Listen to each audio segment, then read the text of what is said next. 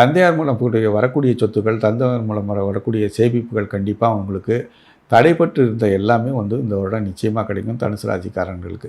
அதே மாதிரி 3, 12, 21, 30 பிறக்கிறவங்களுக்கும் இது ரொம்ப சிறப்பான வருடமாக இருக்கும்.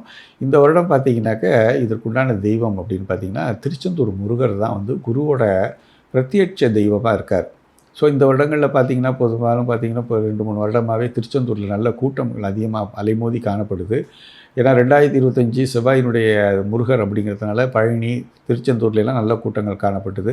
அதே மாதிரி நீங்கள் பார்த்திங்கனாக்கா அடுத்தவங்களுக்கு போயிட்டு வந்தாலே குரு பார்வை தரக்கூடிய இடம் இந்த திருச்செந்தூருங்கிறது. உங்களுடைய பார்வைப்பட்டாலே, உங்கள்கிட்ட பழகினாலே நீங்கள் எல்லாருக்கும் நல்லது தான் செய்வீங்க.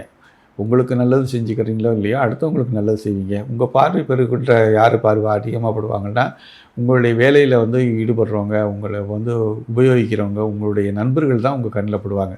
அவங்களுக்காக நீங்கள் வந்து நல்ல விஷயங்கள் தான் நல்லது செய்கிறீங்களோ இல்லையோ கெட்டது நிச்சயமாக செய்ய மாட்டீங்க. நண்பர்களுக்கு நல்லதையே செய்வீங்க. ஆனால் அந்த விஷயத்துலையும் நம்ம வந்து ஒரு குறிப்பாக கவனமாக இருக்க வேண்டியது ரொம்ப அவசியம்.